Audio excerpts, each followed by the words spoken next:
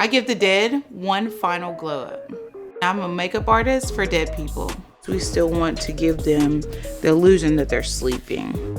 I did the makeup for my dead mom. The heads can be heavy. I feel like the people are communicating with me. I've made up over 100 dead people. So if you're ready to come see her, she's ready.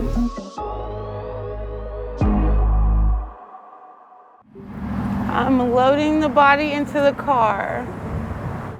I'm Bliss, and I'm a makeup artist for dead people. It's not too heavy, nothing that I can't handle, but you might have to use a little force to put it in sometimes. Well, at first when I began doing pickups, it was kind of nerve-wracking because it felt like there was someone behind me. I do like to be careful about what I say. When a body is picked up, it will either come from the hospital, from their home, or from the medical examiner's office. So now we're about to head to the funeral home, and she's gonna have to go through the final preparations and get ready, and then I will do her hair and makeup after she's embalmed.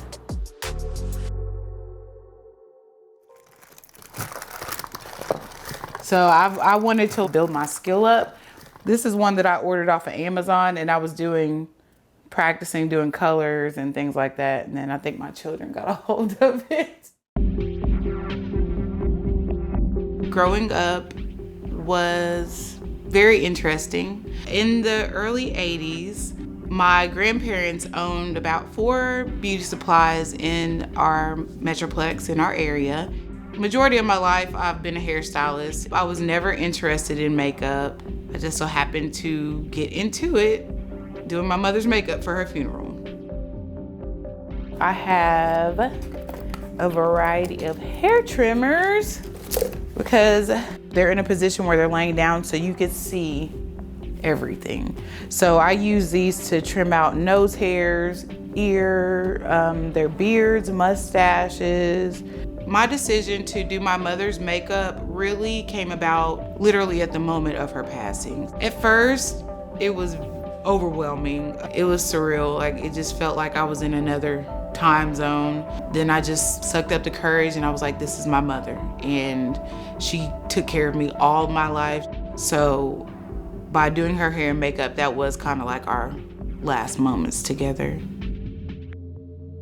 Our plan today is to prepare Miss Victoria for her first view. So basically we're getting her hair and makeup ready so the family can view her tomorrow. Woo, this thing is so heavy. Well, I guess we're all ready to roll. I decided to become a full-time mortuary makeup artist because everyone at the funeral complimented her hair and makeup. I just wanted to pour whatever love I could in healing for the families. It's not about the money for me, it's more about how the families feel.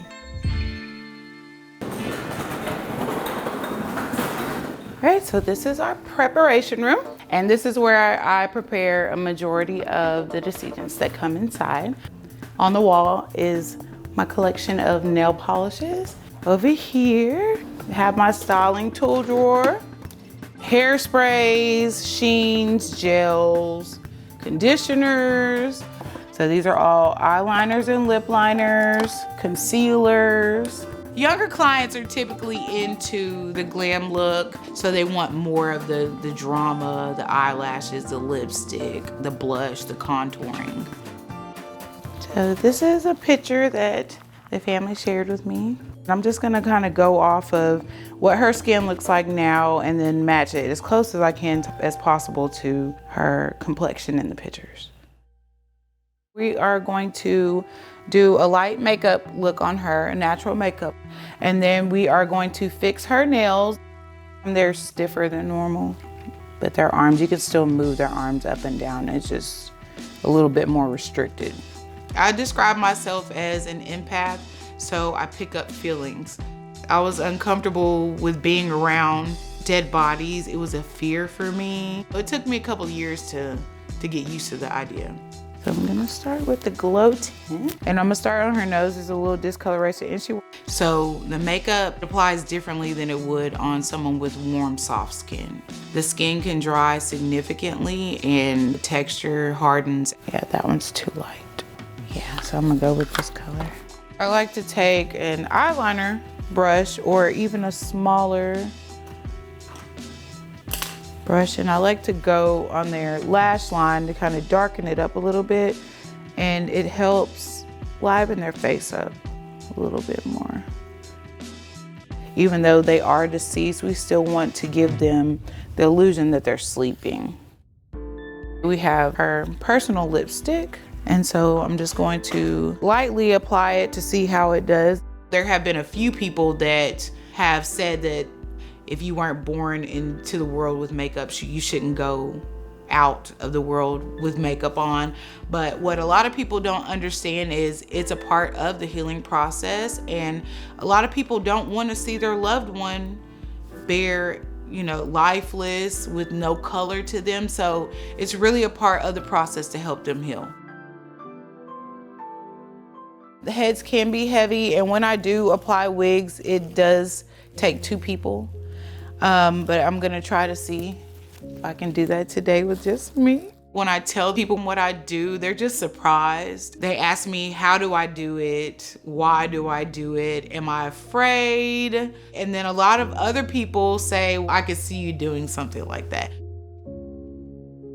So I'm gonna comb it down, then I'm going to reference her photo again, just to kind of give her the same style that she would have when she was living. I'm actually quite emotional now. I just kind of get a warm feeling inside that she's pleased.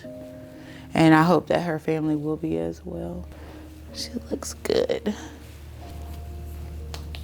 She looks sleep. And then sometimes I'll spray a little sheen over the face, and that's my final touch. All right, so now we're finished.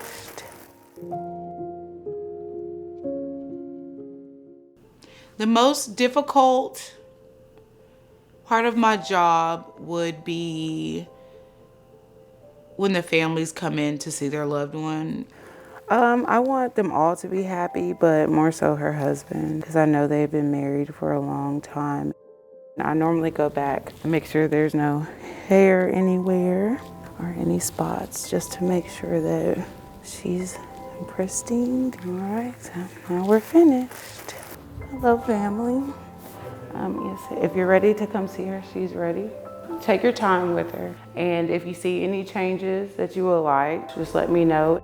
They are sad, they cry, and I'm quite an emotional person, so sometimes I have to step off, step away so that I can collect myself, because I'm a professional and I have to present myself as such.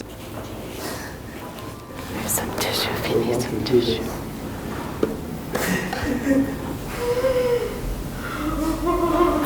I think that's the hardest part for me. I see death all the time now, and so it makes me want to appreciate those that I have still living with me. Thank you. Yes, sir. My mom looks really good. Good. You guys did an awesome job. Yeah, you did a good job. Thank you. Thank you. It's my honor. Y'all have a safe trip home. They were very pleased with how she looked, and they told me that she looks exactly like herself. It's really heartwarming that at least I know that part of it they were okay with. So now I'm just going to turn off the lights, close the casket, and she'll be in here for tomorrow when her service begins. There has been discussions of how I want my hair and makeup to be whenever I do pass away. That's funny because I always joke with the people that I work with to make sure that either my hair is braided or I have a pretty blonde wig and I want red lipsticks. Of course, I would classify it as glam.